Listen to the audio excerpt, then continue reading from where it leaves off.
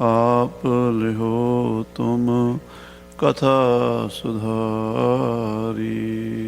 सतनाम श्री वाहिगुरु साहिब जी। दोहरा श्री गुर अमरपति जको सावण मल जिस नाम नंद चंद मल ताहे को सुन कै गुर सुध धाम। वाहिगुरु जी का खालसा वाहिगुरु जी की फतेह। गुरु की साजी नवाजी साध संगत जी, सतगुरां दी हजूरी च शामां दे दीवान सजे आप जी ने सोदा रह राज साहिब दे पाठ गुरबाणी दे कीर्तन का आनंद माणिया है। आओ हुण अपणियां मन बिरतियां नूं श्री गुरु हरगोबिंद साहब जी के पवित्र चरणों में जोड़िए। एकाग्रचित हो करके गुरुदेव की कथा का आनंद माणीए। महाराज गुरु हरगोबिंद साहब जी जंग जितण तो बाद अपनी बेटी का विआह करके चौहाल तो तरनताਰਨ साहब तो होंदे गोइंदवाल साहब पहुँचे और इत्थे अपने पिता जी के नानकियां नूं मिले हन। वो नानके परिवार ने बड़े बचन बिलास किए ते गुरु साहब की बड़ी भावना नाल टहल सेवा की। माता दमोदरी, माता नानकी, माता महादेवी जी अते गुरु के पंजे साहिबजादे गुरु के महलों विच जाके गुरुद्वारा साहब महाराज साहब गुरु अमरदास जी का जो घर है, अगे महाराज के पड़पोतरे बाबा सुंदर जी हैं, उन्हां दे परिवार दे घर विच रहे हैं। वो सारी कथा आप जी कल सरवण कर चुके हो। सतगुरु गुरु हरगोबिंद साहब जी श्री गोइंदवाल साहब विखे किस तरह के कौतक कर रहे ने, की बचन बिलास होए ने, वो कथा महाकवि कविराज भाई साहब संतोख सिंह जी लिखते ने। मन बिरतियां एकाग्र करके श्रवण करिए, प्यार नाल आखिए सतनाम श्री वाहिगुरु साहिब जी।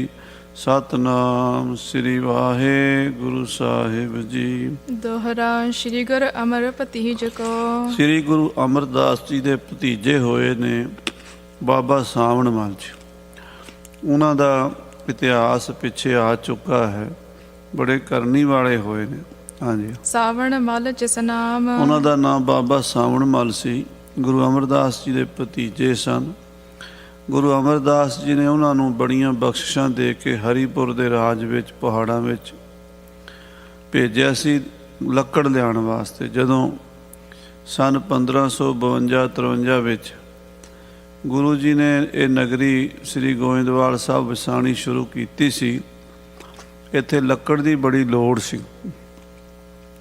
सिखां ने बेनती की, महाराज सानू किरपा करके लम्मियां शतीरियां का बंदोबस्त करके दिओ ताकि वड्डे मकान बना सकीए।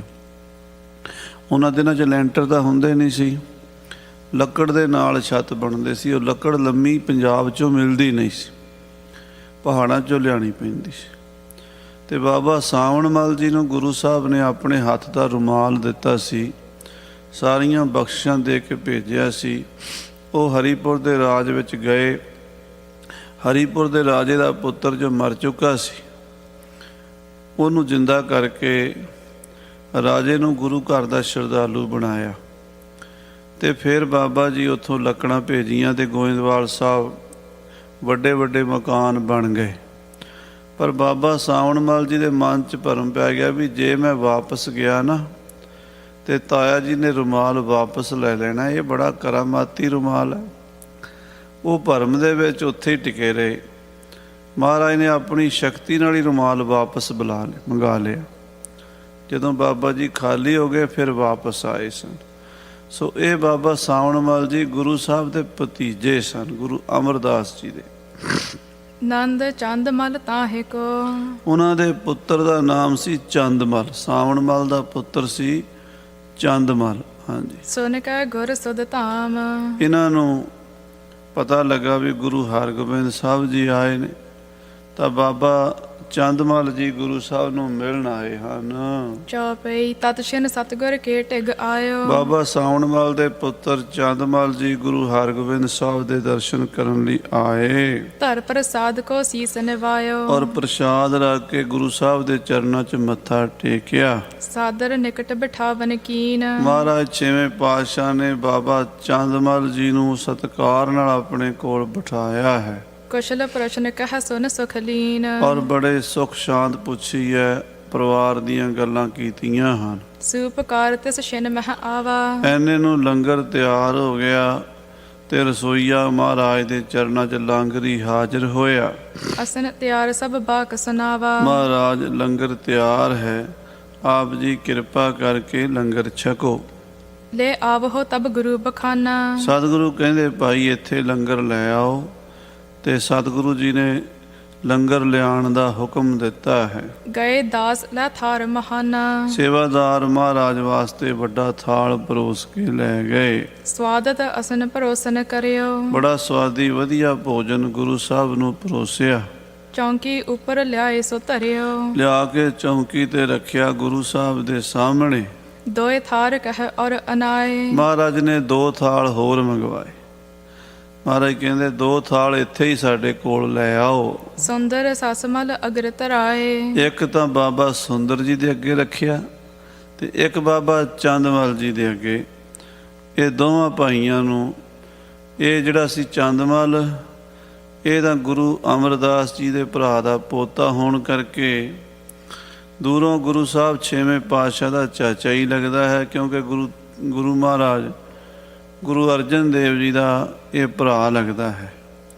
ਤੇ ਜਿਹੜੇ ਹਨ ਬਾਬਾ ਸੁੰਦਰ ਜੀ, ਉਹ ਗੁਰੂ ਸਾਹਿਬ ਦੇ ਪੜਪੋਤਰੇ ਗੁਰੂ ਅਮਰਦਾਸ ਜੀ ਦੇ ਤੇ ਗੁਰੂ ਹਰਗੋਬਿੰਦ ਸਾਹਿਬ ਦੇ ਭਰਾ ਲੱਗਦੇ ਹਨ। ਇਸ ਤਰ੍ਹਾਂ ਇਹਨਾਂ ਦੋਵਾਂ ਮਹਾਂਪੁਰਸ਼ਾਂ ਨੂੰ, ਭੱਲੇ ਸਾਹਿਬਜ਼ਾਦਿਆਂ ਨੂੰ ਆਪਣੇ ਕੋਲ ਬਿਠਾ ਕੇ ਛੇਵੇਂ ਪਾਤਸ਼ਾਹ ਪ੍ਰਸ਼ਾਦਾ ਛਕਾ ਰਹੇ ਨੇ। ਹਾਂਜੀ। ਅਪਰ ਸਭਨ ਕੋ ਤਬ ਵਰਤਾਇਓ। ਜਦੋਂ ਮਹਾਰਾਜ ਬੈਠ ਕੇ ਥਾਲੀ ਲੈ ਕੇ, ਇੱਕ ਥਾਲ ਵਿੱਚ ਬਾਬਾ ਚੰਦਮਲ ਜੀ, ਇੱਕ ਥਾਲ ਵਿੱਚ ਬਾਬਾ ਸਾਵਣਮਲ ਜੀ ਪ੍ਰਸ਼ਾਦਾ ਛਕਣ ਲੱਗੇ ਤਾਂ ਦੂਸਰੀ ਫੌਜ ਨੂੰ ਵੀ ਜਿੰਨੀ ਮਹਾਰਾਜ ਦੀ ਸੀ ਸਭ ਨੂੰ ਲੰਗਰ ਵਰਤਾ ਦਿੱਤਾ ਗਿਆ। ਲੀਨ ਚਥਾਰੋ ਚ ਤ੍ਰਿਪਤੇ ਖਾਇਓ। ਜਿੰਨਾ ਜਿਸਨੇ ਛਕਣਾ ਸੀ ਰੁਚੀ ਨਾਲ, ਪਿਆਰ ਨਾਲ ਛਕਿਆ। ਸਾਰੇ ਪ੍ਰਸ਼ਾਦਾ ਛਕ ਕੇ ਖੁਸ਼ ਹੋਏ ਨੇ। ਲੈ ਜਲ ਹਾਥ ਪਖਾਰਨ ਕਰੇ। ਔਰ ਸੇਵਾਦਾਰਾਂ ਨੇ ਜਲ ਲੈ ਕੇ ਗੁਰੂ ਸਾਹਿਬ ਦੇ ਹੱਥ ਧੋਏ। ਇਹ ਮਰਜ਼ਾਦਾ ਹੈ, ਕਿਸੇ ਮਹਾਂਪੁਰਸ਼ ਨੂੰ ਪ੍ਰਸ਼ਾਦਾ ਛਕਾਉਣਾ ਪਹਿਲਾਂ ਉਹਦੇ ਹੱਥ ਧੋਣੇ, ਤੌਲੀਏ ਨਾਲ ਪੂੰਝਣੇ। ਤੇ ਜੇ ਹੱਥ ਧੋਣੇ ਤੇ ਪਾਣੀ ਨਾ ਬਹੁਤਾ ਠੰਡਾ ਹੋਵੇ ਤੇ ਨਾ ਹੀ ਤੱਤਾ ਹੋਵੇ, ਕੋਸੇ ਪਾਣੀ ਨਾਲ ਹੱਥ ਧੋਣੇ। ਇਹ ਮਰਜ਼ਾਦਾ ਬਜ਼ੁਰਗਾਂ ਕੋਲੋਂ, ਗੁਰਸਿੱਖਾਂ ਕੋਲੋਂ ਸਿੱਖਣੀਆਂ ਚਾਹੀਦੀਆਂ। ਅੱਜ ਕੱਲ੍ਹ ਤਾਂ ਪਤਾ ਹੀ ਨਹੀਂ, ਕਹਿੰਦੇ ਉਹ ਟੂਟੀ ਤੋਂ ਹੱਥ ਧੋ ਲਓ। ਕਈਆਂ ਦੇ ਘਰ ਪ੍ਰਸ਼ਾਦਾ ਛਕਣ ਚਾਹੀਦਾ ਨਾ, ਉਹ ਸਿੱਧਾ ਹੀ ਕਹਿੰਦੇ ਉਹਨੂੰ ਪਹਿਲੀ ਗੱਲ ਤਾਂ ਉਹਨਾਂ ਹੱਥ ਧੋਣ ਦਾ ਪਤਾ ਹੀ ਨਹੀਂ। ਜੇ ਕਹੀਏ ਹੱਥ ਧਵਾ ਦਿਓ, ਕਹਿੰਦੇ ਜੀ ਉੱਥੋਂ ਸਿੰਕ ਤੋਂ ਧੋ ਲਓ। ਹਾਲਾਂਕਿ ਪੁਰਾਣੀ ਮਰਿਆਦਾ ਇਹ ਸੀ, ਕਹਿੰਦੇ ਵੀ ਪ੍ਰਸ਼ਾਦਾ ਛਕਾਉਣਾ ਨਾ ਸਿੱਖਾਂ ਨੂੰ, ਇਹ ਨਹੀਂ ਸੀ ਕਹਿੰਦੇ ਪ੍ਰਸ਼ਾਦਾ ਛਕਾਉਣਾ, ਕਹਿੰਦੇ 5 ਸਿੰਘਾਂ ਦੇ ਹੱਥ ਧੋਣੇ। ਇਹ ਕਹਿੰਦੇ ਸੀ ਵੀ ਹੱਥ ਧੋਣ ਦਾ ਮਤਲਬ ਸੀ ਵੀ ਪ੍ਰਸ਼ਾਦਾ ਛਕਾਉਣਾ। ਪਹਿਲਾਂ ਹੱਥ ਧੋਆਓ, ਸਾਫ਼ ਕਰਾਓ, ਫਿਰ ਤੌਲੀਏ ਨਾਲ ਪੂੰਝ ਕੇ ਫਿਰ ਉਹਨਾਂ ਦੇ ਅੱਗੇ ਥਾਲ ਪਰੋਸੋ। ਤੇ ਮਹਾਰਾਜ ਨੂੰ ਪਹਿਲਾਂ ਵੀ ਸਿੱਖ ਸੇਵਾਦਾਰ ਹੱਥ ਧੋਆਉਂਦੇ ਸੀ। ਬਾਬਾ ਚੰਦਮਲ ਜੀ ਨੂੰ ਵੀ ਧੋਆਏ ਸੀ, ਸਾਵਣਮਲ ਜੀ ਨੂੰ ਵੀ ਧੋਆਏ ਸੀ। ਜਦੋਂ ਪ੍ਰਸ਼ਾਦਾ ਛਕ ਹਟੇ ਤੇ ਫਿਰ ਹੱਥ ਧੋਆਏ ਹਨ। ਅਨੇਕ ਬਚਨ ਕਰ ਔਰ ਮੁੱਦ ਭਰੇ। ਬਾਬਾ ਸਾਵਣਮਲ ਜੀ, ਬਾਬਾ ਚੰਦਮਲ ਜੀ ਤੇ ਬਾਬਾ ਸੁੰਦਰ ਜੀ ਗੁਰੂ ਹਰਗੋਬਿੰਦ ਸਾਹਿਬ ਕਿੰਨਾ ਹੀ ਚਿਰ ਬੈਠੇ ਰਹੇ। ਬੜੇ ਬਚਨ ਹੋਏ, ਬੜੇ ਬਚਨ ਬਿਲਾਸ, ਧਾਰਮਿਕ ਗਿਆਨ ਦੀਆਂ ਗੱਲਾਂ, ਗੁਰਬਾਣੀ ਦੇ ਬਚਨ, ਸੇਵਾ ਦੇ, ਸਿਮਰਨ ਦੇ, ਗੁਰੂ ਅਮਰਦਾਸ ਜੀ ਦੇ ਬਚਨ, ਪੁਰਾਣੀਆਂ ਯਾਦਾਂ। ਕਿਉਂਕਿ ਜਿਹੜੇ ਮਹਾਂਪੁਰਸ਼ ਬੈਠਦੇ ਨਾ, ਉਹ ਜਾਂ ਤਾਂ ਕੋਈ ਗੁਰੂ ਦੀ ਸਾਖੀ ਸੁਣਦੇ ਜਾਂ ਬਾਣੀ ਸੁਣਾਉਂਦੇ ਜਾਂ ਸੁਣਦੇ, ਇੱਧਰ ਉੱਧਰ ਦੀਆਂ ਫੋਕੀਆਂ ਗੱਲਾਂ ਨਹੀਂ ਕਰਦੇ। ਅਸੀਂ ਤਾਂ ਦੁਨਿਆਵੀ ਗੱਲਾਂ, ਜਦੋਂ ਵੀ ਕਿਤੇ ਬੈਠਣਾ ਲੋਕਾਂ ਦੀ ਨਿੰਦਾ ਚੁਗਲੀ ਛੇੜ ਕੇ ਬਹਿ ਜਾਣੀ, ਇਹ ਮਾੜੀ ਗੱਲ ਹੈ। ਕਰਦੇ ਹਾਂ ਅਸੀਂ, ਪਰ ਸਾਡੀ ਇਹ ਕਮਜ਼ੋਰੀ ਹੈ, ਚੰਗੀ ਗੱਲ ਨਹੀਂ। ਜਦੋਂ ਵੀ ਬੈਠੋ ਗੱਲਾਂ ਸਿਰਜਣਹਾਰ, ਗੱਲਾਂ 'ਚੋਂ ਗੱਲ ਕਰੋ ਪ੍ਰਮਾਤਮਾ ਦੀ, ਵਾਹਿਗੁਰੂ ਦੀ, ਗੁਰੂ ਦੀ, ਸੰਤਾਂ ਮਹਾਂਪੁਰਸ਼ਾਂ ਦੀ, ਸ਼ਹੀਦਾਂ ਸਿੰਘਾਂ ਦੀ। ਉਹਨਾਂ ਦੀ ਗੱਲ ਕਰੋਗੇ ਤੁਹਾਡੇ ਖਿਆਲ ਵਧੀਆ ਹੋਣਗੇ। ਮਾੜੇ ਬੰਦਿਆਂ ਦੀ ਗੱਲਾਂ ਕਰੋਗੇ ਮਾੜੇ ਖਿਆਲ ਹੋਣਗੇ। ਚੋਰਾਂ ਯਾਰਾਂ ਠੱਗਾਂ ਬੇਈਮਾਨਾਂ ਦੀ ਕੀ ਗੱਲ ਕਰਨੀ ਹੋਈ। ਗੱਲ ਕਰੋ ਮਹਾਰਾਜ ਦਸਾਂ ਪਾਤਸ਼ਾਹੀਆਂ ਦੀ ਕਰੋ, ਸੰਤਾਂ ਮਹਾਂਪੁਰਸ਼ਾਂ ਦੀ ਕਰੋ, ਸ਼ਹੀਦਾਂ ਸਿੰਘਾਂ ਦੀ ਕਰੋ, ਗੁਰੂ ਕੇ ਪਿਆਰੇ ਭਗਤ ਸੰਤ ਗਿਆਨੀ ਸੇਵਾ ਸਿਮਰਨ ਵਾਲੇ ਉਹਨਾਂ ਦੀ ਗੱਲ ਕਰੋ। ਹਾਂਜੀ। ਚੰਦ ਮਾਲ ਕੋ ਗੁਰੂ ਸਰਾਹਿਓ। ਮਹਾਰਾਜ ਸਾਹਿਬ ਜੀ ਨੇ ਬਾਬਾ ਚੰਦਮਾਲ ਦੀ ਬੜੀ ਸਰਾਹਨਾ ਕੀਤੀ। ਸੁੰਦਰ ਸਹਿਤ ਦਰਸ ਬਹੁ ਚਾਹਿਓ। ਬਾਬਾ ਸੁੰਦਰ ਜੀ ਤੇ ਬਾਬਾ ਚੰਦਮਾਲ ਜੀ ਕੋਲ ਹੀ ਬੈਠੇ ਰਹੇ। ਕਿੰਨਾ ਚਿਰ ਮਹਾਰਾਜ ਦੇ ਦਰਸ਼ਨ ਕਰਦੇ ਰਹੇ। ਵੱਡੀ ਨਿਸਾ ਬੀਤੀ ਘਰ ਜਾਵਹੁ। ਜਦੋਂ ਕਾਫੀ ਰਾਤ ਹੋ ਗਈ ਨਾ, 10 ਵੱਜ ਗਏ ਰਾਤ ਦੇ, ਕਹਿੰਦੇ ਬਾਬਾ ਜੀ ਤੁਸੀਂ ਹੁਣ ਆਪਣੇ ਘਰ ਜਾ ਕੇ ਆਰਾਮ ਕਰੋ, ਸਵੇਰੇ ਦਰਸ਼ਨ ਦੇਣਾ। ਕਰ ਬਿਸਰਾਮ ਨੀਂਦ ਸੁਖ ਪਾਵਹੁ। ਹੁਣ ਵਿਸਰਾਮ ਕਰੋ, ਆਰਾਮ ਕਰੋ, ਨੀਂਦ ਲਵੋ। ਹਾਥ ਜੋਰ ਤਬ ਦੋਨਹੁ ਕਹੈ। ਤਾਂ ਦੋਵੇਂ ਹੀ ਬਾਬਾ ਚੰਦਮਲ ਜੀ ਤੇ ਬਾਬਾ ਸੁੰਦਰ ਜੀ ਦੋਵੇਂ ਕਹਿਣ ਲੱਗੇ, ਸਕਲ ਜਾਮਨੀ ਤੁਮ ਢਿਗ ਰਹੈ। ਮਹਾਰਾਜ ਸਾਡਾ ਜੀ ਕਰਦਾ ਸਾਰੀ ਰਾਤ ਤੁਹਾਡੇ ਕੋਲ ਹੀ ਰਹੀਏ। ਮਹਾਰਾਜ ਅੱਜ ਦੀ ਰਾਤ ਬੜੀ ਭਾਗਾਂ ਵਾਲੀ ਹੈ ਕਿ ਤੁਸੀਂ ਦਰਸ਼ਨ ਦਿੱਤੇ। ਅੱਜ ਦੀ ਰਾਤ ਸਾਨੂੰ ਸੌਣ ਨੂੰ ਜੀ ਨਹੀਂ ਕਰਦਾ। ਸਾਈ ਘੜੀ ਸੁਲੱਖਣੀ 100 ਨਾਲ ਵਿਆਵੇ। ਘੜੀ ਉਹ ਚੰਗੀ ਹੈ ਜਿਹੜੀ ਮਹਾਰਾਜ ਤੁਹਾਡੇ ਚਰਨਾਂ 'ਚ ਬੀਤੇ। ਚਿਰੰਕਾਲ ਤੇ ਮੇਲ ਹਮਾਰਾ। ਮਹਾਰਾਜ ਬੜੇ ਚਿਰਾਂ ਬਾਅਦ ਮੇਲ ਹੋਇਆ, ਬੜੇ ਸਮੇਂ ਬਾਅਦ ਤੁਹਾਡੇ ਦਰਸ਼ਨ ਹੋਏ ਨੇ ਤੇ ਹੁਣ ਤੁਹਾਥੋਂ ਵਿਛੜਨ ਨੂੰ ਜੀ ਨਹੀਂ ਕਰਦਾ। ਰਹਿ ਸਮੀਪ ਸੁਖ ਲਹੈ ਉਦਾਰਾ। ਮਹਾਰਾਜ ਤੁਹਾਡੇ ਕੋਲ ਰਹਿ ਕੇ ਸੁੱਖ ਮਿਲਦਾ ਹੈ, ਸ਼ਾਂਤੀ ਮਿਲਦੀ ਹੈ, ਮਨ ਨੂੰ ਬੜਾ ਆਨੰਦ ਆਉਂਦਾ ਜਦੋਂ ਤੁਹਾਡੇ ਕੋਲ ਬੈਠੀਦਾ ਹੈ। ਦੁਰਲਭ ਸੇਵ ਆਪ ਕੀ ਪਾਵਨ। ਮਹਾਰਾਜ ਆਪ ਜੀ ਦੀ ਸੇਵਾ ਬੜੀ ਦੁਰਲਭ ਹੈ। ਬੜਾ ਤਪ ਕੀਤਾ ਹੋਵੇ, ਬੰਦਗੀ ਕੀਤੀ ਹੋਵੇ ਤਾਂ ਤੁਹਾਡੇ ਦਰਸ਼ਨ ਹੁੰਦੇ ਨੇ। ਕੋਈ ਮਹਾਰਾਜ ਚੰਗੇ ਕਰਮ ਹੋਣ ਤੇ ਤੁਹਾਡੀ ਸੇਵਾ ਮਿਲਦੀ ਹੈ। ਭਾਗਾਂ ਤੋਂ ਬਿਨਾਂ ਤੇ ਸਤਿਗੁਰੂ ਤੁਹਾਡੇ ਦਰਸ਼ਨ ਵੀ ਨਹੀਂ ਹੁੰਦੇ।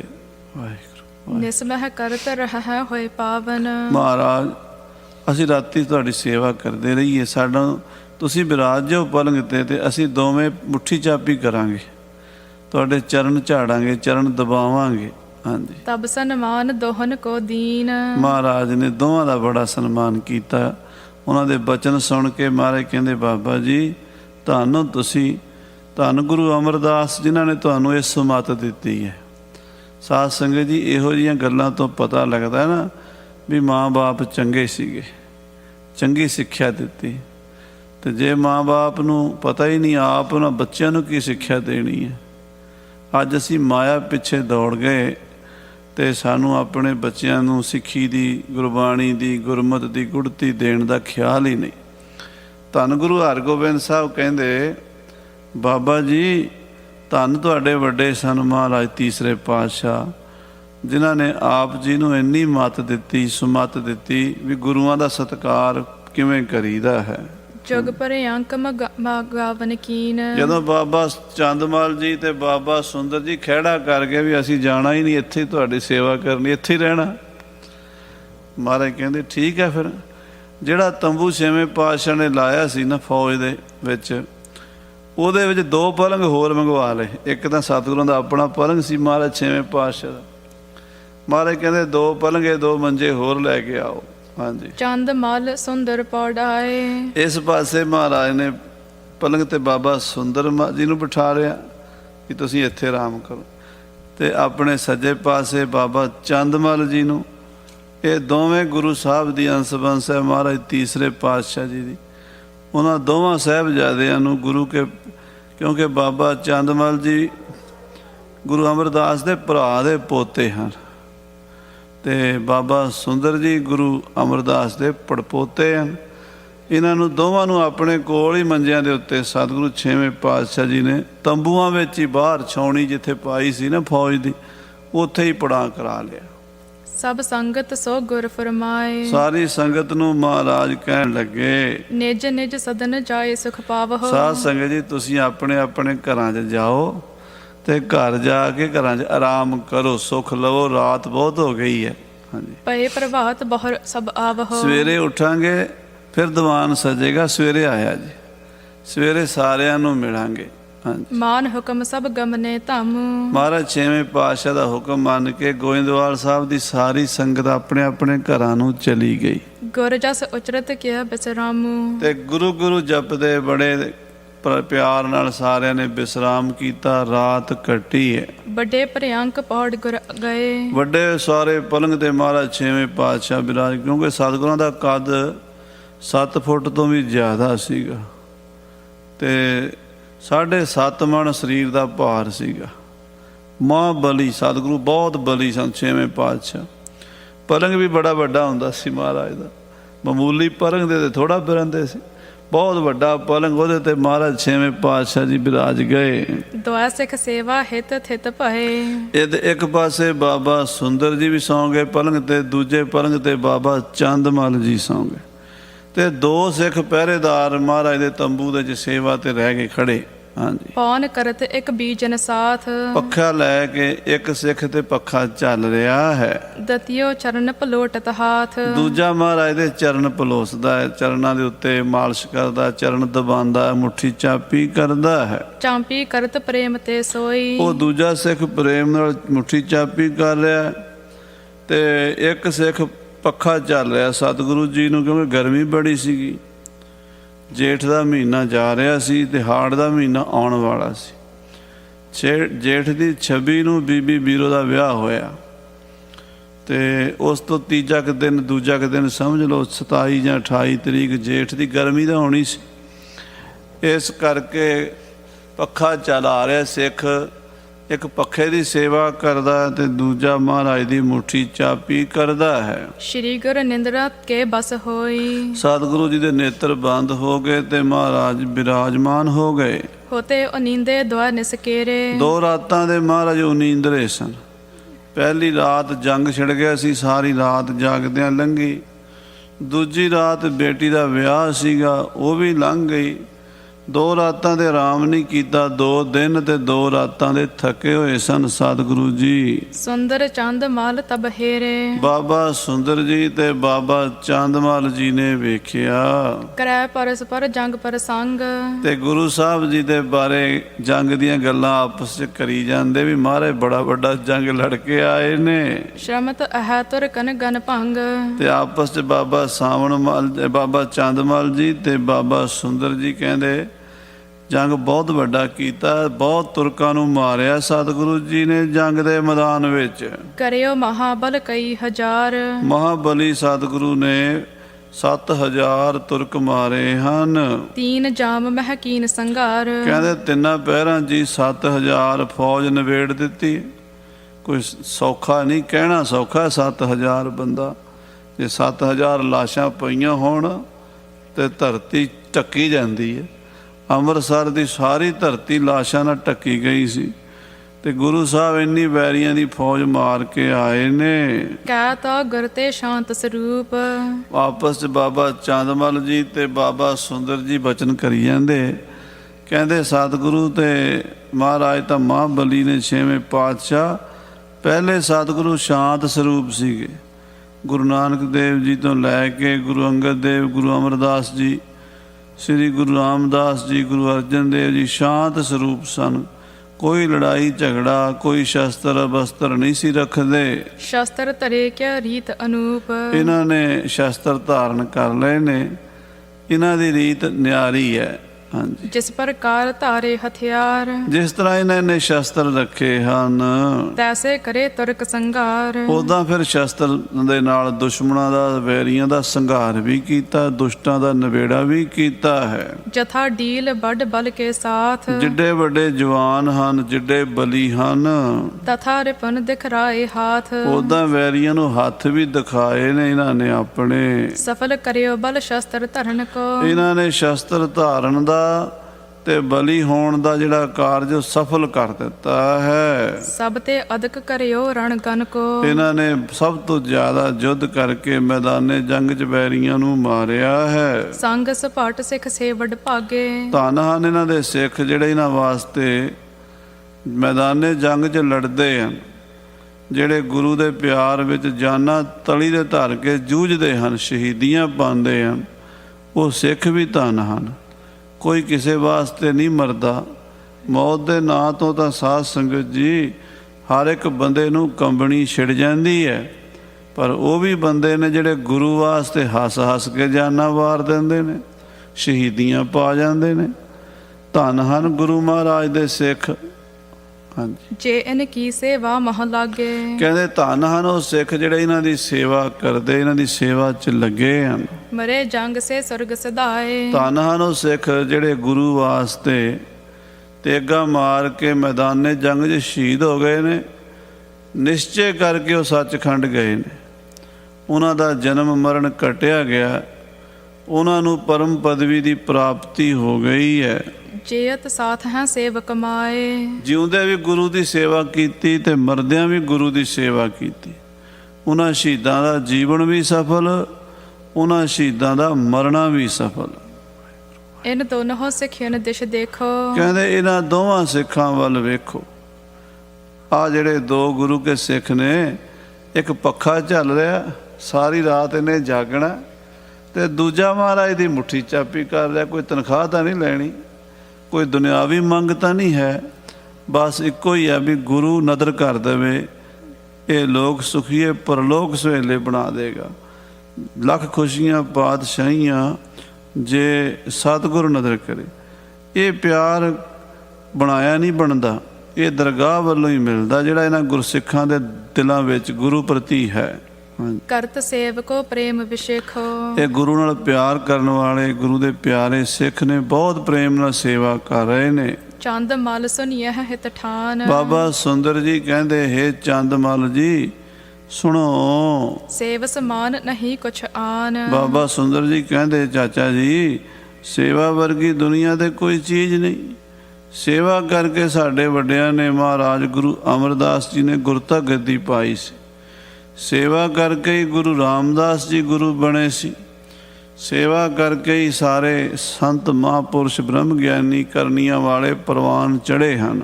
ਪਰਮ ਪਦਾਰਥ ਸੇਵਾ ਹੈ। ਸਭ ਤੋਂ ਉੱਤਮ ਪਦਾਰਥ, ਪਰਮ ਸ੍ਰੇਸ਼ਟ ਪਦਾਰਥ ਸੇਵਾ ਹੀ ਹੈ। ਸੇਵਾ ਕਰੇ ਸਕਲ ਫਲ ਲਹੈ। ਸੇਵਾ ਕਰਨ ਵਾਲਾ ਸਾਰੇ ਹੀ ਫਲ ਪਾ ਲੈਂਦਾ। ਸਤਿਗੁਰ ਕੀ ਸੇਵਾ ਸਫਲ ਹੈ, ਜੇ ਕੋ ਕਰੈ ਚਿਤ ਲਾਏ। ਮਨ ਚਿੰਦਿਆ ਫਲ ਪਾਵਣਾ, ਹਉਮੈ ਵਿੱਚੋਂ ਜਾਏ। ਸਤਿਗੁਰਾਂ ਦੀ ਸੇਵਾ ਲੋਕ ਸੁਖੀਏ ਤੇ ਪਰਲੋਕ ਸੁਹੇਲੇ ਬਣਾ ਦਿੰਦੀ ਹੈ। ਸਰਬ ਗੁਰਨ ਸੇਵਾ ਕੋ ਚੀਨ। ਸਾਰੇ ਗੁਰੂਆਂ ਨੇ ਸੇਵਾ ਹੀ ਵੇਖੀ।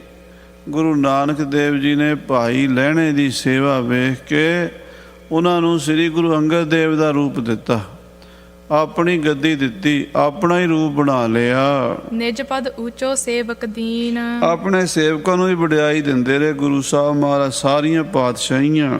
ਹਮ ਤੇ ਨਹ ਅਬ ਸੇਵ ਕਰਾਵੈਂ। ਦੇਖੋ ਸਾਡੇ ਕੋਲੋਂ ਸੇਵਾ ਨਹੀਂ ਕਰਾਉਂਦੇ, ਅਸੀਂ ਸੇਵਾ ਕਰਨੀ ਚਾਹੁੰਦੇ ਆ ਤੇ ਗੁਰੂ ਸਾਹਿਬ ਸਾਨੂੰ ਸੇਵਾ ਦਾ ਮੌਕਾ ਨਹੀਂ ਦਿੰਦੇ। ਜਿਸ ਸੇਵਾ ਤੇ ਸਭ ਕੁਝ ਪਾਵੈਂ। ਜਿਸ ਸੇਵਾ ਨਾਲ ਸਾਰਾ ਕੁਝ ਮਿਲਦਾ, ਸਾਨੂੰ ਕਹਿੰਦੇ ਤੁਸੀਂ ਨਾ ਕਰੋ।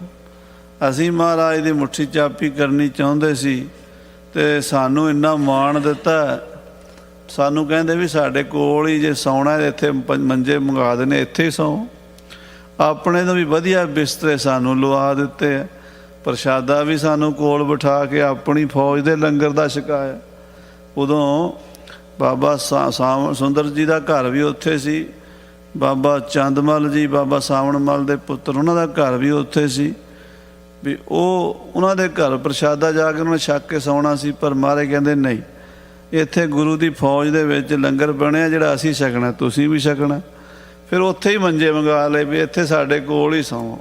ਹਾਂਜੀ, ਇਮ ਚਰਚਾ ਆਪਸ ਮਹਿ ਕਹੇ। ਇਹ ਕਿੱਡੇ ਦਿਆਲੂ ਨੇ, ਕਿੱਡੇ ਮਹਾਨ ਨੇ, ਕਿੰਨੇ ਪਿਆਰ ਵਾਲੇ ਨੇ ਸਤਿਗੁਰੂ। ਇੱਦਾਂ ਬਾਬਾ ਜੀ, ਬਾਬਾ ਚੰਦਮਲ ਜੀ ਤੇ ਬਾਬਾ ਸੁੰਦਰ ਜੀ ਆਪਸ 'ਚ ਚਾਚੇ ਭਤੀਜੇ ਲੱਗਦੇ। ਚੰਦਮਲ ਚਾਚਾ ਲੱਗਦਾ, ਸੁੰਦਰ ਭਤੀਜਾ ਲੱਗਦਾ, ਪਰ ਹੈਨ ਹਾਣੀ ਸੁਹਾਣੀ। ਹੋ ਸਕਦਾ ਇੱਕ ਦੂਜੇ ਤੋਂ, ਕਈ ਵਾਰੀ ਭਤੀਜੇ ਵੱਡੇ ਹੁੰਦੇ ਸੀ, ਚਾਚੇ ਛੋਟੇ ਹੁੰਦੇ ਸੀ ਉਮਰ 'ਚ, ਇੱਦਾਂ ਵੀ ਹੁੰਦਾ ਸੀ। ਪਰ ਗੁਰੂ ਸਾਹਿਬ ਦੇ ਪੁੱਤਰ ਪੋਤਰੇ ਆ ਨਾ ਮਹਾਰਾਜ ਗੁਰੂ ਅਮਰਦਾਸ ਜੀ ਦੇ, ਸਿੱਖੀ ਦੀ ਸਾਰੀ ਮਰਿਆਦਾ ਜਾਣਦੇ। ਗੁਰੂ ਘਰ ਦਾ ਰੀਤੀ ਰਿਵਾਜ ਕੀ ਹੈ, ਵੱਡਿਆਂ ਦੀ ਸਿੱਖਿਆ ਕੀ ਹੈ, ਇਹ ਉਹਦੇ 'ਤੇ ਫਿਰ ਬਿਸਮਾਦ ਹੋ ਰਹੇ ਨੇ। ਗੁਰੂ ਦੇ ਕੌਤਕ ਵੇਖ ਕੇ ਦੇਖੋ, ਅਸੀਂ ਤੇ ਮਹਾਰਾਜ ਦੀ ਸੇਵਾ ਕਰਨੀ ਚਾਹੁੰਦੇ ਸੀ, ਉਲਟੀ ਸਾਡੀ ਸੇਵਾ ਕਰਤੀ ਇਹਨਾਂ ਨੇ। ਤੇ ਗੁਰੂ ਸਾਹਿਬ ਨੇ ਕਿਉਂ ਕੀਤੀ? ਸਾਧ ਸੰਗਤ ਜੀ, ਸਨਮਾਨ ਲੈਣ ਦੀ ਚੀਜ਼ ਨਹੀਂ ਹੁੰਦੀ, ਸਨਮਾਨ ਦੇਣ ਦੀ ਚੀਜ਼ ਹੁੰਦੀ ਹੈ। ਆਪਾਂ ਲੋਕ ਕਹਿੰਦੇ ਆ ਮੇਰਾ ਸਨਮਾਨ ਹੋਵੇ, ਦੂਜੇ ਦਾ ਕਿੰਨਾ ਕੁ ਕਰਦੇ ਆ? ਜੇ ਅਸੀਂ ਦੂਜੇ ਦਾ ਸਨਮਾਨ ਕਰਾਂਗੇ ਤੇ ਸਾਡਾ ਵੀ ਸਨਮਾਨ ਹੋਵੇਗਾ। ਤੇ ਮਹਾਰਾਜ ਦਾ ਸਨਮਾਨ ਦਿੰਦੇ ਸਨ, ਔਰ ਦਿੰਦਾ ਕੌਣ ਹੈ? ਰੱਜਿਆ ਹੋਇਆ ਹੀ ਦਿੰਦਾ। ਜਿਹੜਾ ਵਿਚਾਰਾ ਆਪ ਭੁੱਖਾ ਹੈ ਉਹ ਦੂਜੇ ਨੂੰ ਕੀ ਰੋਟੀ ਦੇਵੇਗਾ? ਸਿੱਧੀ ਜੀ ਗੱਲ ਹੈ ਵੀ ਭੁੱਖਾ ਬੰਦਾ ਕਿਸੇ ਨੂੰ ਕੁਝ ਦੇ ਨਹੀਂ ਸਕਦਾ, ਰੱਜਿਆ ਹੀ ਦੇ ਸਕਦਾ। ਗੁਰੂ ਸਾਹਿਬ ਵਡਿਆਈਆਂ ਨਾਲ ਰੱਜੇ ਹੋਏ। ਆਖੋ ਸਤਿਨਾਮ। ਵੱਡੇ ਕੀਆਂ ਵਡਿਆਈਆਂ ਕਿਸ ਕਹਿਣ ਨਾ ਜਾਏ। ਮਹਾਰਾਜ ਸਨਮਾਨ ਦਿੰਦੇ ਆ, ਸਤਿਕਾਰ ਦਿੰਦੇ, ਇੱਜ਼ਤ ਦਿੰਦੇ ਆ ਕਿਹਨਾਂ ਨੂੰ? ਜਿਹੜੇ ਸਤਿਗੁਰੂ ਅਮਰਦਾਸ ਦੇ ਭਤੀਜੇ ਹਨ, ਸਤਿਗੁਰੂ ਅਮਰਦਾਸ ਦੇ ਪੜਪੋਤਰੇ ਹਨ, ਗੁਰੂ ਅਮਰਦਾਸ ਦਾ ਅੰਸ਼ ਬੰਸ ਹੈ। ਮਹਾਰਾਜ ਉਹ ਕਹਿੰਦੇ ਸੀ ਅਸੀਂ ਮਹਾਰਾਜ ਦੀ ਸੇਵਾ ਕਰੀਏ, ਮਹਾਰਾਜ ਉਲਟੀ ਉਹਨਾਂ ਦੀ ਕਰਤੀ। ਉਹਨਾਂ ਨੂੰ ਪ੍ਰਸ਼ਾਦਾ ਵੀ ਛਕਾਇਆ, ਉਹਨਾਂ ਨੂੰ ਆਪਣੇ ਕੋਲ ਹੀ ਮੰਜੇ ਮੰਗਵਾਤੇ, ਪਲੰਗ ਲਵਾਤੇ, ਉੱਥੇ ਹੀ ਸਵਾ ਲਿਆ। ਉਹ ਆਪਸ 'ਚ ਗੱਲਾਂ ਕਰ ਰਹੇ ਦੋਵੇਂ ਚਾਚਾ ਭਤੀਜਾ, ਕਹਿੰਦੇ ਧੰਨ ਗੁਰੂ ਸਾਹਿਬ ਜੀ, ਇਹੋ ਜਿਹੇ ਹਨ ਸਤਿਗੁਰੂ ਜੀ ਵੀ ਆਪ ਸਾਡਾ ਮਾਣ ਸਨਮਾਨ, ਸਾਡੀ ਸੇਵਾ ਕਰਾ ਦਿੱਤੀ, ਸਾਨੂੰ ਸੇਵਾ ਦਾ ਮੌਕਾ ਨਹੀਂ ਦਿੱਤਾ। ਗੁਰੂ ਸਰੂਪ ਬਿਲੋਕਤ ਰਹੇ। ਮਹਾਰਾਜ ਤਾਂ ਪਲੰਘੇ ਤੇ ਬਿਰਾਜਦੇ ਹੀ ਅੱਖ ਲੱਗ ਗਈ ਛੇਵੇਂ ਪਾਤਸ਼ਾਹ ਦੀ। ਤੇ ਬਾਬਾ ਚੰਦਮਲ ਜੀ ਤੇ ਬਾਬਾ ਸੁੰਦਰ ਜੀ ਆਪਣੇ ਆਪਣੇ ਮੰਜਿਆਂ ਤੇ ਬਹਿ ਕੇ ਮਹਾਰਾਜ ਦੇ ਚਿਹਰੇ ਵੱਲ ਹੀ ਵੇਖੀ ਜਾਂਦੇ। ਇਹ ਕੈਸਾ ਨਜ਼ਾਰਾ ਸੀ ਸਾਧ ਸੰਗਤ ਜੀ। ਇਹ ਪਿਆਰ ਭਾਈ ਗੁਰਦਾਸ ਜੀ ਨੇ ਲਿਖਿਆ ਨਾ ਕਿ ਚੱਕਵੀ ਸੂਰਜ ਹੋਏ ਹੇਤ ਹੈ, ਮਿਲ ਹੋਣ ਸੁਖਾਲੇ, ਤੇ ਚੰਦ ਚਕੋਰ ਪ੍ਰੀਤ ਹੈ, ਲਾਏ ਤਾਰ ਨਿਹਾਲੇ। ਜਿਵੇਂ ਚੰਦ ਵੱਲ ਚਕੋਰ, ਇੱਦਾਂ ਸਾਰੀ ਰਾਤ ਅਸੀਂ ਆਪ ਦੇਖਿਆ ਜੀ ਸੀ ਨੇ।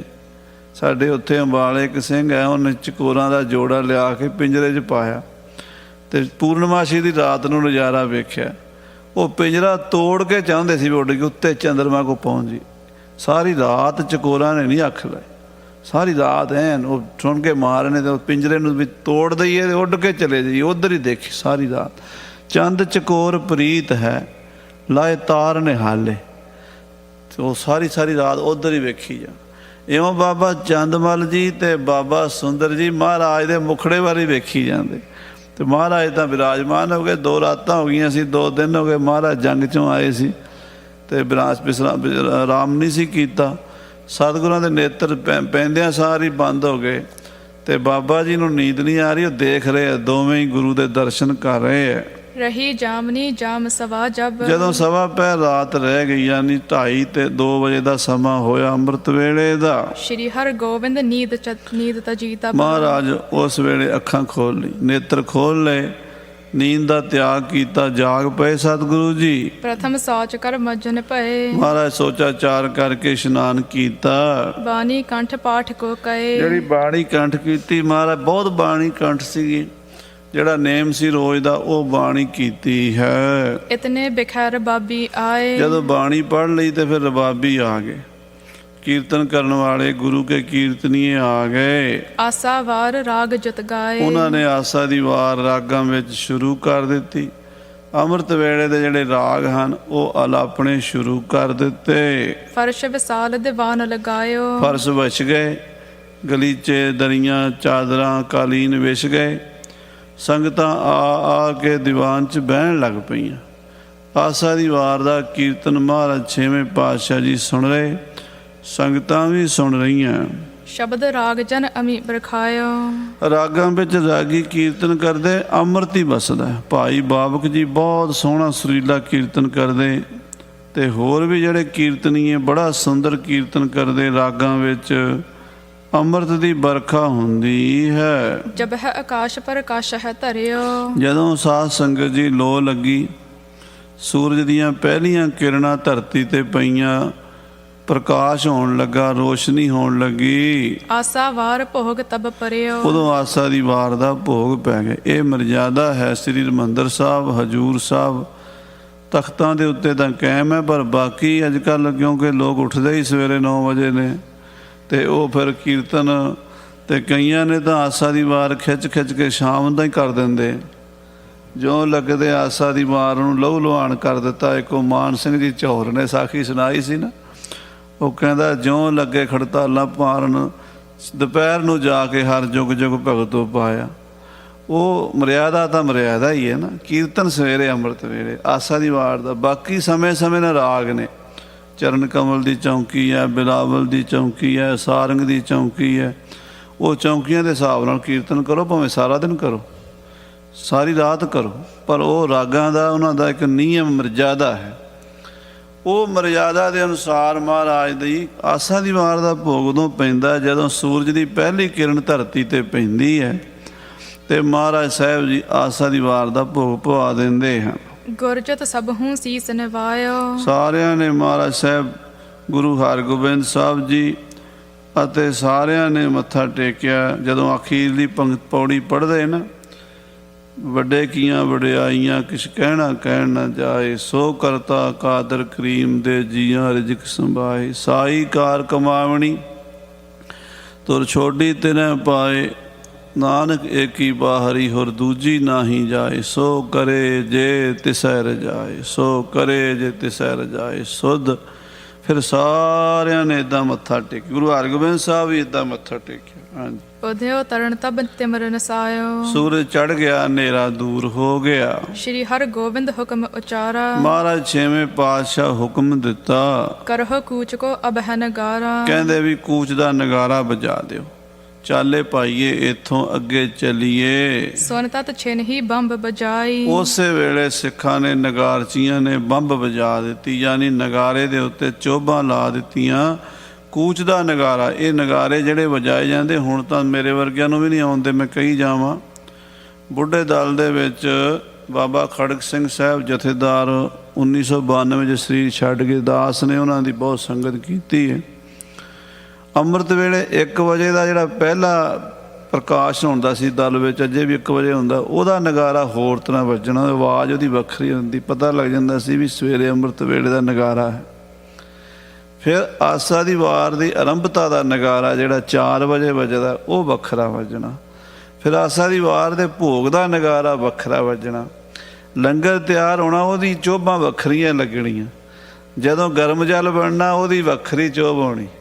ਜਦੋਂ ਚਾਲਾ ਵੱਜਣਾ ਫੌਜ ਦਾ ਕਿਸੇ ਪੜਾਅ ਤੋਂ ਦੂਜੇ ਪੜਾਅ ਨੂੰ, ਉਦੋਂ ਨਗਾਰੇ ਦੀਆਂ ਚੋਭਾਂ ਵੱਖਰੀਆਂ, ਅਤੇ ਦੇਗਾਂ ਦੇ ਨਗਾਰੇ ਵੱਖਰੇ। ਪਤਾ ਲੱਗ ਜਾਂਦਾ ਸੀ ਵੀ ਕਿਹੜੀ ਚੀਜ਼ ਲੰਗਰ 'ਚ ਵਰਤ ਰਹੀ ਹੈ ਜਾਂ ਕੀ ਇਸ਼ਾਰਾ ਹੈ। ਗੁਰੂ ਸਾਹਿਬ ਦੇ ਵੀ ਨਗਾਰੇ ਉਹ ਵੱਜਦੇ ਸੀ ਵੀ ਜਦੋਂ ਕੀਰਤਨ ਦਾ ਭੋਗ ਪੈਣਾ, ਉਦੋਂ ਵੱਖਰੀ ਉਹਦੀ ਆਵਾਜ਼ ਆਉਣੀ, ਪਤਾ ਲੱਗਣਾ ਵੀ ਕੀਰਤਨ ਦੀ ਸਮਾਪਤੀ ਦਾ ਨਗਾਰਾ। ਜਾਂ ਫਿਰ ਚਾਲਾ ਵੱਜਣਾ, ਉਹਦਾ ਵੱਖਰਾ ਵੀ ਹੁਣ ਚੱਲਣਾ, ਵੀ ਫੌਜ ਨੇ ਤਿਆਰ ਹੋ ਜਾਓ, ਘੋੜਿਆਂ ਦੇ ਕਾਠੀਆਂ ਪਾ ਲਓ। ਫਟਾਫਟ ਸਿੱਖਾਂ ਨੇ ਤਿਆਰੀਆਂ ਕਰ ਲੈਣੀਆਂ, ਜਦੋਂ ਨਗਾਰੇ ਦਾ ਇਸ਼ਾਰਾ ਹੋ ਜਾਣਾ ਵੀ ਹੁਣ ਚਾਲੇ ਦਾ ਨਗਾਰਾ ਵੱਜੇ। ਹਾਂਜੀ। ਭਏ ਸਨੰਦ ਸੂਰ ਸਮੁਦਾਈ। ਉਸੇ ਵੇਲੇ ਜਦੋਂ ਚੋਭਾਂ ਲੱਗੀਆਂ ਨਗਾਰੇ ਤੇ, ਫੌਜਾਂ ਤਿਆਰ ਬਰ ਤਿਆਰ ਸਨੱਧਬੱਧ ਹੋ ਗਈਆਂ। ਸਿੱਖਾਂ ਨੇ ਕਮਰ ਕਸੇ, ਸ਼ਸਤਰ ਬਸਤਰ ਸਜਾ ਲਏ, ਘੋੜਿਆਂ ਕਾਠੀਆਂ ਪਾ ਲਈਆਂ। ਆਪ ਬਾਪ ਕਾ ਦਿਸ਼ ਕੋ ਚਲੇ। ਆਪ ਗੁਰੂ ਸਾਹਿਬ ਬੌਲੀ ਸਾਹਿਬ ਵੱਲ ਚੱਲ ਪਏ। ਸ੍ਰੀ ਗੋਇੰਦਵਾਲ ਸਾਹਿਬ ਜੀ ਦੀ ਪਾਵਨ ਪਵਿੱਤਰ ਬੌਲੀ, ਧੰਨ ਗੁਰੂ ਅਮਰਦਾਸ ਮਹਾਰਾਜ ਨੇ 84 ਲੱਖ ਜੂਨਾਂ ਤੋਂ ਜੀਵ ਦਾ ਖਹਿੜਾ ਛੁਡਾਉਣ ਲਈ, ਉਹਨਾਂ ਨੂੰ ਪਰਮੇਸ਼ਰ ਅਕਾਲ ਪੁਰਖ ਦੇ ਨਾਲ ਜੋੜਨ ਲਈ, ਸ੍ਰੀ ਜਪਜੀ ਸਾਹਿਬ ਦਾ ਜਪ ਕਰਾਉਣ ਲਈ ਇਹ ਵਿਧੀ ਬਣਾਈ ਹੈ। ਮਹਾਂਪੁਰਸ਼ ਕਿਸੇ ਨਾ ਕਿਸੇ ਤਰੀਕੇ ਨਾਲ ਭਲਾਈ ਕਰਦੇ ਹਨ। 84 ਕੱਟ ਦਿੱਤੀ ਮਹਾਰਾਜ ਸੱਚੇ ਪਾਤਸ਼ਾਹ ਨੇ ਸਿੱਖਾਂ ਦੀ। ਇਸ ਕਰਕੇ ਬੌਲੀ ਸਾਹਿਬ ਦੀ ਇਹ 84 ਪੌੜੀਆਂ ਹਨ। ਸਤਿਗੁਰੂ ਜੀ ਉਧਰ ਛੇਵੇਂ ਪਾਤਸ਼ਾਹ ਜੀ ਚੱਲ ਪਏ ਹਨ। ਸੇਵਕ ਲੈ ਤੋ ਰੰਗ ਕੋ ਮਿਲੇ। ਸੋ ਘੋੜ ਸਵਾਰ ਗੁਰੂ ਕੀ ਫੌਜ, ਉਹ ਪਿੱਛੇ ਪਿੱਛੇ ਘੋੜਾ ਲੈ ਕੇ ਮਹਾਰਾਜ ਦਾ ਉੱਥੇ ਹੀ ਆ ਗਏ। ਮਹਾਰਾਜ ਬੌਲੀ ਸਾਹਿਬ ਵੱਲ ਚੱਲੇ, ਘੋੜਾ ਪਿੱਛੇ ਲੈ ਕੇ ਆ ਗਏ। ਹਾਂਜੀ। ਨਹੀਂ ਅਰੁਡੇ ਦੀਨਾਨਾਥ। ਸਿੱਖ ਕਹਿੰਦੇ ਮਹਾਰਾਜ ਘੋੜੇ ਤੇ ਬੌਲੀ ਸਾਹਿਬ ਤੇ ਚੱਲੋ। ਮਹਾਰਾਜ ਕਹਿੰਦੇ ਨਹੀਂ, ਪੈਦਲ ਜਾਵਾਂਗੇ। ਘੋੜੇ ਤੇ ਨਹੀਂ ਗਏ ਮਹਾਰਾਜ, ਪੈਦਲ ਗਏ ਸ੍ਰੀ ਬੌਲੀ ਸਾਹਿਬ ਨੂੰ। ਹਾਂਜੀ। ਗਏ ਚਰਨ ਸੋ ਦੋ ਨਹੁ ਸਾਥ। ਮਹਾਰਾਜ ਨਾਲ ਗਏ ਬਾਬਾ ਸੁੰਦਰ ਜੀ ਤੇ ਬਾਬਾ ਚੰਦਮਲ ਜੀ, ਉਹ ਵੀ ਪੈਦਲ ਹੀ ਗੁਰੂ ਸਾਹਿਬ ਦੇ ਨਾਲ ਬੌਲੀ ਸਾਹਿਬ ਤੱਕ ਗਏ ਆ।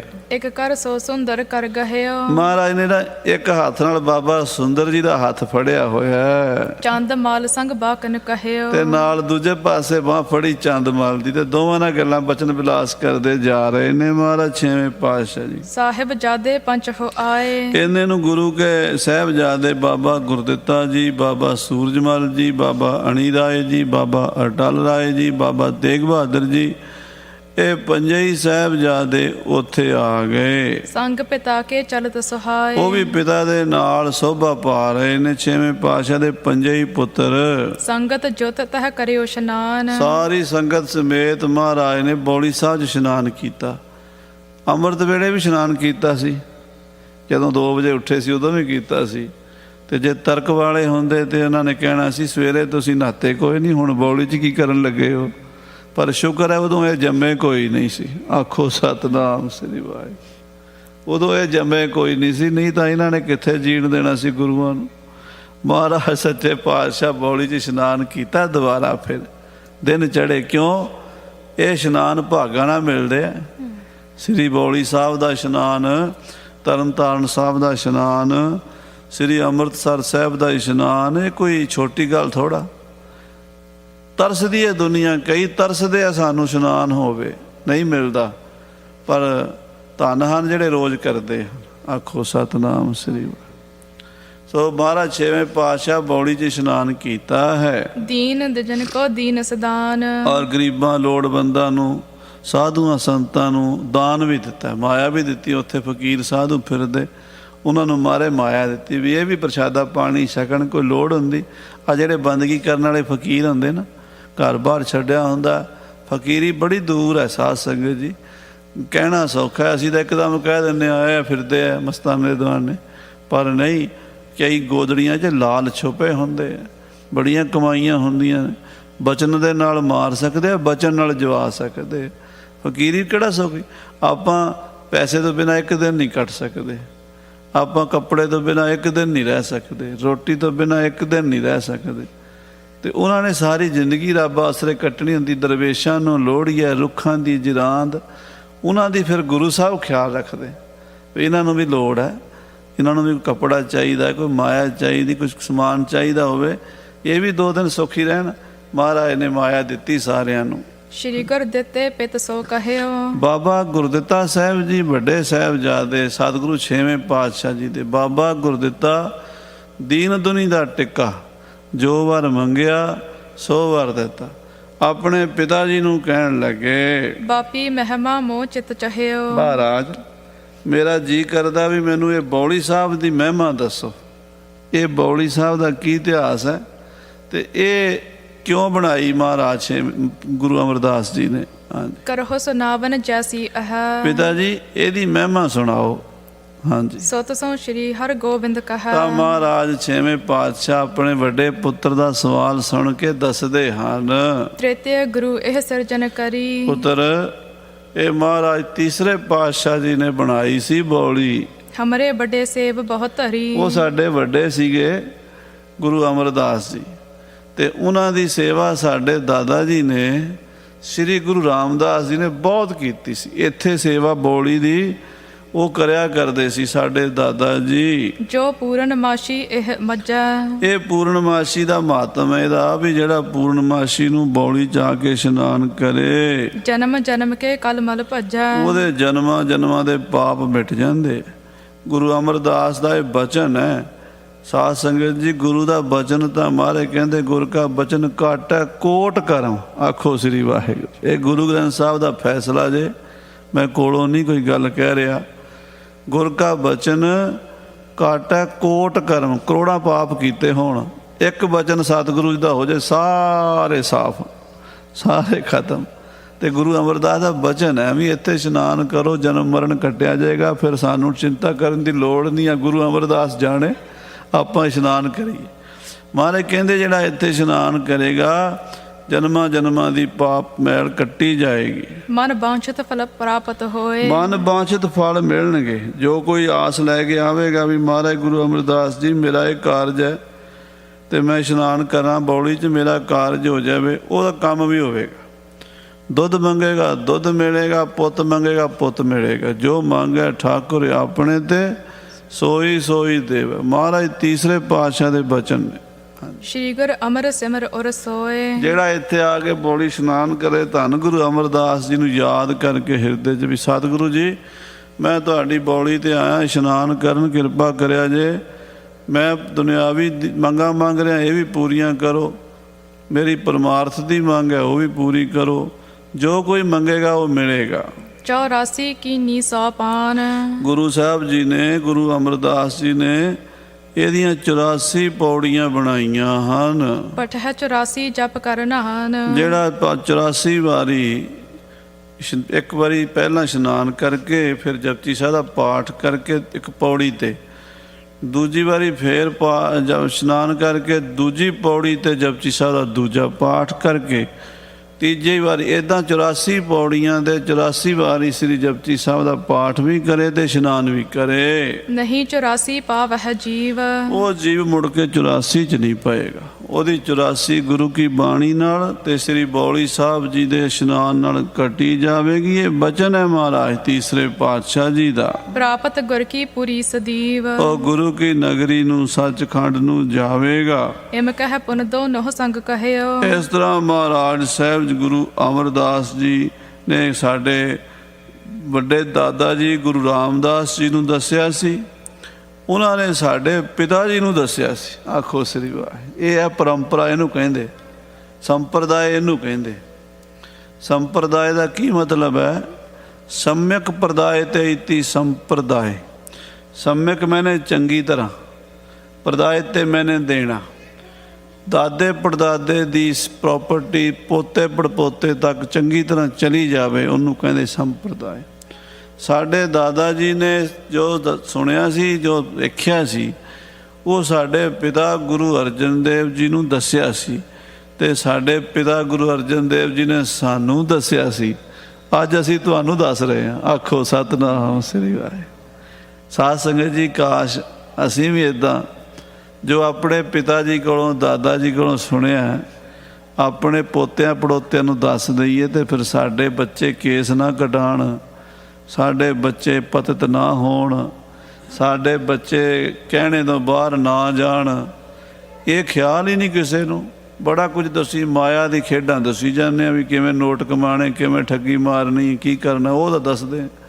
ਜਿਹੜੀਆਂ ਗੱਲਾਂ ਦੱਸਣ ਵਾਲੀਆਂ ਉਹ ਦੱਸਦੇ ਨਹੀਂ, ਇਤਿਹਾਸ ਨਹੀਂ ਦੱਸਦੇ। ਸਤਿਗੁਰੂ ਕਹਿੰਦੇ ਇੱਦਾਂ ਸੁਣਿਆ ਸੀ ਵੱਡਿਆਂ ਤੋਂ ਤੇ ਤੁਸੀਂ ਸੁਣ ਲਓ।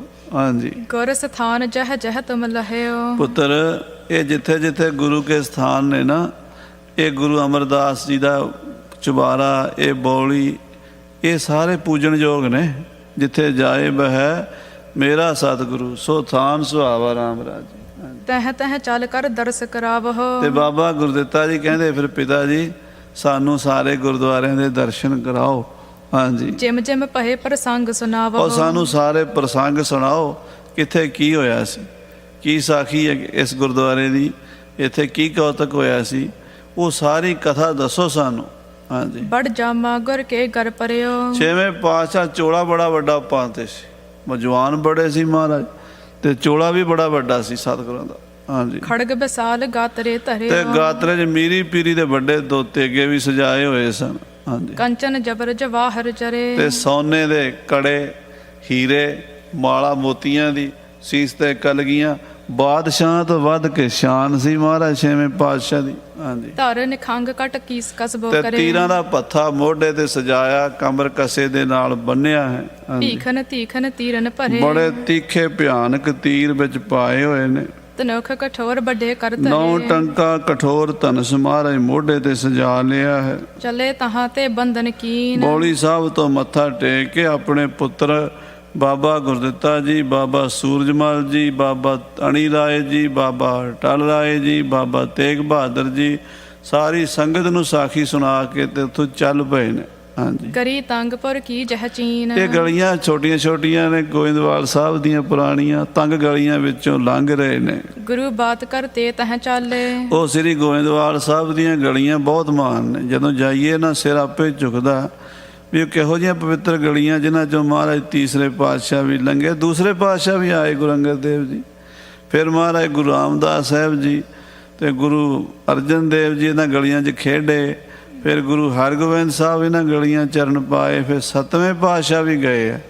ਉਹ ਸਾਰੀਆਂ ਮਹਾਨ ਪਵਿੱਤਰ ਗਲੀਆਂ 'ਚ ਅੱਜ ਗੁਰੂ ਸਾਹਿਬ ਲੰਘ ਰਹੇ 6ਵੇਂ ਪਾਤਸ਼ਾਹ। ਸੁਨ ਆਵਤ ਧਰ ਹਰਖ ਬਿਸਾਲੇ। ਸ਼ਹਿਰ ਦੀਆਂ ਸੰਗਤਾਂ ਪਿੰਡ ਦੀਆਂ ਭੱਜ ਆ ਰਹੀਆਂ ਨੇ। ਗਲੀ ਦੇ ਵਿੱਚ ਰੌਣਕ ਲੱਗੀ ਦਰਸ਼ਨ ਕਰਨ ਲਈ। ਨਰ ਨਾਰੀ ਨਿਜ ਕਾਜ ਬਿਸਾਰੇ। ਕੰਮਕਾਰ ਸਭ ਬੰਦ ਕਰਕੇ, ਦੁਕਾਨਾਂ ਛੱਡ ਕੇ, ਕਾਰੋਬਾਰ ਛੱਡ ਕੇ, ਖੇਤੀਬਾੜੀ ਛੱਡ ਕੇ ਦਰਸ਼ਨਾਂ ਲਈ ਆ ਰਹੇ ਆ। ਘਰ ਤਜ ਤਜ ਠਾਂਡੇ ਸਭ ਦੁਆਰੇ। ਕਹਿੰਦੇ ਬੂਹਿਆਂ ਤੇ ਖੜੇ ਤੇ ਫੁੱਲਾਂ ਦੀ ਵਰਖਾ ਕਰਦੇ ਮਹਾਰਾਜ 6ਵੇਂ ਪਾਤਸ਼ਾਹ ਦੇ ਉੱਤੇ। ਕਰਹਿ ਬਿਲੋਕਨ ਹੋਏ ਕਰ ਨੇਰੇ। ਮਹਾਰਾਜ ਦੇ ਦਰਸ਼ਨ ਕਰਦੇ, ਮੱਥੇ ਟੇਕਦੇ, ਹੱਥ ਜੋੜਦੇ, ਜੋ ਕਿਸੇ ਕੋਲ ਦਸਵੰਧ ਭੇਟਾ ਉਹ ਦਿੰਦੇ ਆ। ਸੁੰਦਰ ਡੀਲ ਬਲੀ ਜੋ ਬਡੇਰੇ। ਮਾਂ ਬਲੀ ਬੜੇ ਹੀ ਜੋਧੇ, ਬੜੇ ਹੀ ਡੀਲ ਡੋਲ ਵਾਲੇ ਸਤਿਗੁਰੂ ਗੋਇੰਦਵਾਲ ਸਾਹਿਬ ਦੀ ਗਲੀ 'ਚ ਲੰਘ ਰਹੇ ਆ। ਸੁੰਦਰ ਚੰਦ ਮਲ ਰਸ ਰਾਤੇ। ਬਾਬਾ ਸੁੰਦਰ ਜੀ ਤੇ ਬਾਬਾ ਚੰਦਮਲ ਜੀ ਭਗਤੀ ਤੇ ਪਿਆਰ ਦੇ ਰਸ 'ਚ ਭਿੱਜੇ ਨਾਲ ਨਾਲ ਜਾ ਰਹੇ ਆ। ਜਿਤ ਚਲਬੋ ਤਿਤ ਪ੍ਰੇਰਿਤ ਜਾਤੇ। ਜਿੱਧਰ ਜਾਣਾ ਨਾਲ ਗੁਰੂ ਸਾਹਿਬ ਨੂੰ ਲਈ ਜਾਂਦੇ ਆ। ਬੀਥਨ ਮਹਿ ਘਰ ਘਰ ਦਿਸ਼ ਦਊ। ਸ੍ਰੀ ਗੋਇੰਦਵਾਲ ਸਾਹਿਬ ਦੀਆਂ ਗਲੀਆਂ ਦੋਵਾਂ ਪਾਸੇ ਜਿਹੜੇ ਘਰ ਹਨ, ਦਰਸਤ ਨਮੋ ਕਰਤ ਸਭ ਕੋ। ਉਹ ਗਲੀਆਂ 'ਚ ਬਾਹਰ ਖੜ ਕੇ ਲੋਕ, ਬੀਬੀਆਂ, ਬੱਚੇ, ਬੁੱਢੇ ਮੱਥਾ ਟੇਕਦੇ, ਦਰਸ਼ਨ ਕਰਦੇ ਮਹਾਰਾਜ ਦੇ। ਭੀਰੀ ਗਲੀ ਕਿਤਕ ਤਹ ਆਈ। ਉੱਥੇ ਅੱਗੇ ਫਿਰ ਭੀੜੀਆਂ ਗਲੀਆਂ ਆ ਜਾਂਦੀਆਂ, ਛੋਟੀਆਂ ਗਲੀਆਂ ਆ ਜਾਂਦੀਆਂ।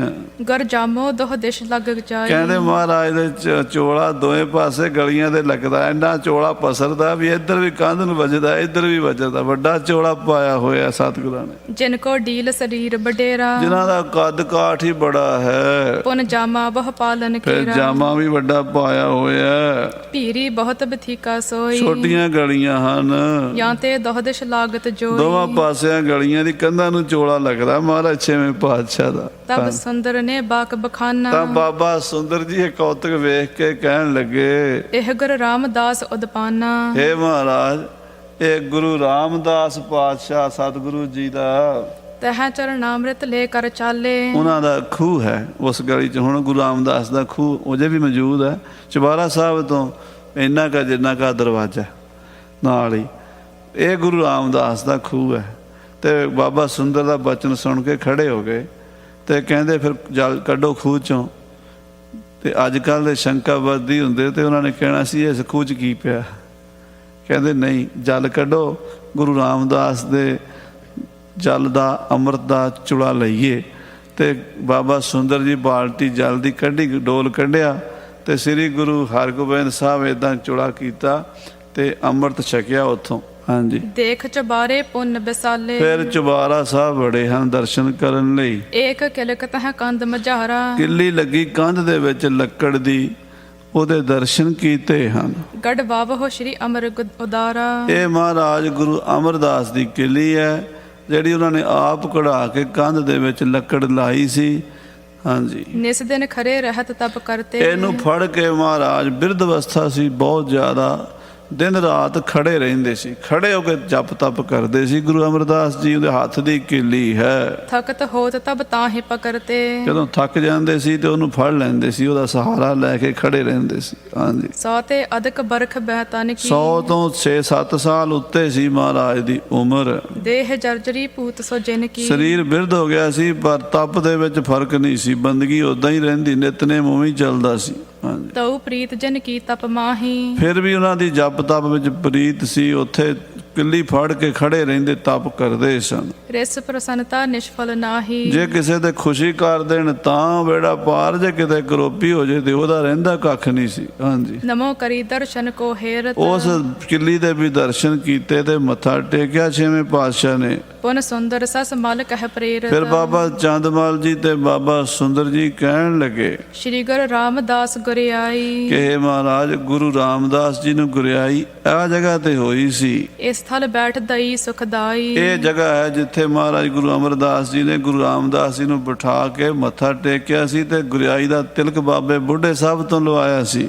ਤਹ ਦਰਸ਼ਨ ਕਰ ਅਦਕ ਆਨੰਦੇ। ਉਹ ਜਗ੍ਹਾ ਦੇ ਦਰਸ਼ਨ ਕਰਕੇ ਬੜੇ ਪ੍ਰਸੰਨ ਹੋਏ 6ਵੇਂ ਪਾਤਸ਼ਾਹ। ਸੋ ਥਲ ਜੋਰ ਹਾਥ ਬਹੁ ਬੰਦੇ। ਔਰ ਹੱਥ ਜੋੜ ਕੇ ਉਹ ਜਗ੍ਹਾ ਨੂੰ ਮੱਥਾ ਟੇਕਿਆ। ਪੁਨ ਸੁੰਦਰ ਨੇ ਪਨਿਓ ਸੁਨਾਇਓ। ਫਿਰ ਬਾਬਾ ਸੁੰਦਰ ਜੀ ਦੱਸਣ ਲੱਗੇ, ਜਹਾਂ ਜਨਮ ਤੁਮਰੇ ਪਿਤ ਪਾਇਓ। ਇਹ ਕੋਠੀ ਹੈ ਜੀ, ਕੋਠਾ ਕਮਰਾ ਹੈ ਜਿਹਦੇ 'ਚ ਤੁਹਾਡੇ ਪਿਤਾ ਗੁਰੂ ਅਰਜਨ ਦੇਵ ਜੀ ਨੇ ਜਨਮ ਲਿਆ ਸੀ, ਅਵਤਾਰ ਧਾਰਿਆ ਸੀ।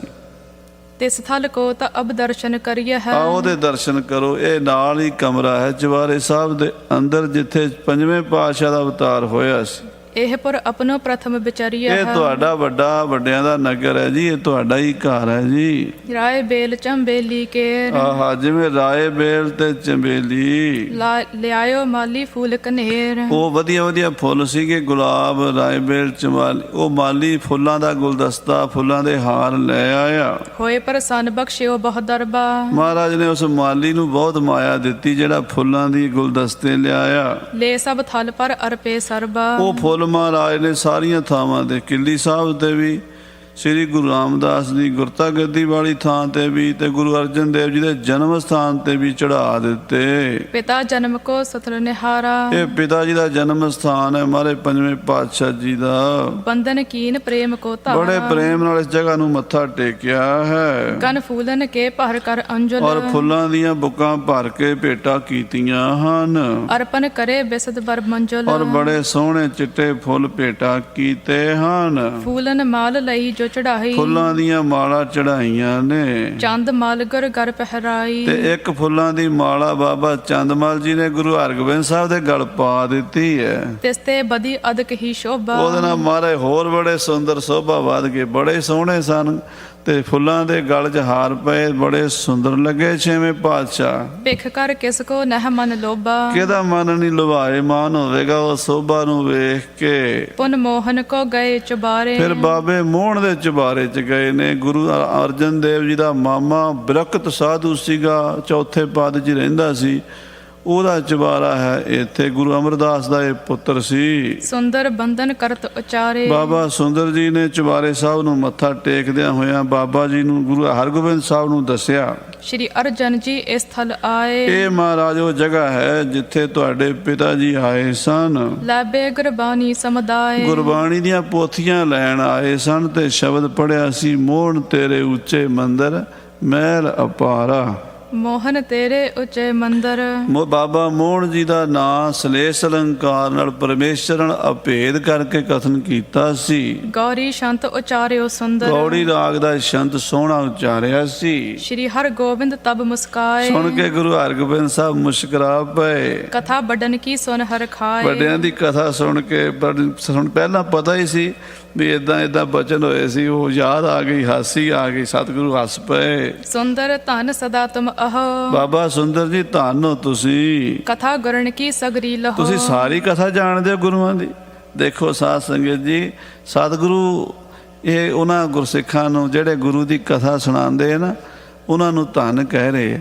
ਕਹਿੰਦੇ ਬਾਬਾ ਸੁੰਦਰ ਜੀ ਧੰਨ ਹੋ ਤੁਸੀਂ, ਤੁਹਾਨੂੰ ਸਾਰਾ ਪਤਾ ਗੁਰੂ ਸਾਹਿਬ ਕਿੱਥੇ ਕੀ ਕੁਝ ਕੀਤਾ ਸੀ, ਕੀ ਬਚਨ ਕੀਤੇ ਸੀ। ਹਾਂਜੀ, ਅਪਰ ਸਥਾਨ ਮਾਨਨੀਏ ਜੋਏ। ਹੋਰ ਵੀ ਜਿਹੜੇ ਸਤਿਕਾਰਯੋਗ ਸਥਾਨ ਪੂਜਨੀਕ ਹਨ, ਕਰਵਾਵੋ ਦਰਸ਼ਨ ਅਬ ਸੋਏ। ਸਾਨੂੰ ਸਾਰਿਆਂ ਦੇ ਦਰਸ਼ਨ ਕਰਾਓ। ਸੁੰਦਰ ਬੰਦਤ ਹਾਥ ਬਖਾਨਾ। ਬਾਬਾ ਸੁੰਦਰ ਜੀ ਹੱਥ ਜੋੜ ਕੇ ਬੋਲੇ, ਤੀਨ ਦੇਹਰੇ ਵਹਿਰ ਸਥਾਨਾ। ਮਹਾਰਾਜ 3 ਗੁਰੂ ਘਰ ਹੋਰ ਵੀ ਨੇ, ਉਹ ਦਰਿਆ ਬਿਆਸਾ ਦੇ ਕੰਢੇ ਤੇ ਨੇ। ਤਿਨ ਕੋ ਵੀ ਦਰਸ਼ਨ ਕਰ ਲੀਜੈ। ਉਹ ਦਿਉਰੇ ਨੇ 3 ਸਤਿਗੁਰਾਂ ਦੇ, ਚੱਲ ਕੇ ਦਰਸ਼ਨ ਕਰ ਲਓ। ਯਾਤਰਾ ਸਫਲ ਵੱਡਨ ਕੀ ਕੀਜੈ। ਆਪਣੇ ਵੱਡਿਆਂ ਦੇ ਸਥਾਨ ਦੀ ਯਾਤਰਾ ਕਰ ਲਓ, ਸਫਲ ਕਰ ਲਓ ਯਾਤਰਾ। ਸੁਨ ਸਤਿਗੁਰ ਬੈਠੇ ਇੱਕ ਥਾਂ। ਤਾਂ ਇਹ ਸੁਣ ਕੇ ਮਹਾਰਾਜ ਇੱਕ ਥਾਂ ਤੇ ਬੈਠ ਗਏ। ਤਿਆਰੀ ਹਿਤ ਕੁਟੰਬ ਸਮੁਦਾਇ। ਸਾਰੇ ਪਰਿਵਾਰ ਨੂੰ ਤਿਆਰੀ ਕਰਨ ਦਾ ਹੁਕਮ ਦਿੱਤਾ। ਥਿਰੇ ਸਰਬ ਹੀ ਬਹੁ ਨਰ ਸਾਥ। ਸਾਰੇ ਉੱਥੇ ਚੁਬਾਰਾ ਸਾਹਿਬ 'ਚ ਬੈਠ ਗਏ। ਤ੍ਰਿਪਤਹ ਨਹਿਦਰ ਸਹਿ ਗੁਰਨਾਥ। ਮਹਾਰਾਜ ਦੇ ਦਰਸ਼ਨ ਕਰਕੇ ਸਾਰੇ ਖੁਸ਼ ਹੋ ਰਹੇ ਨੇ।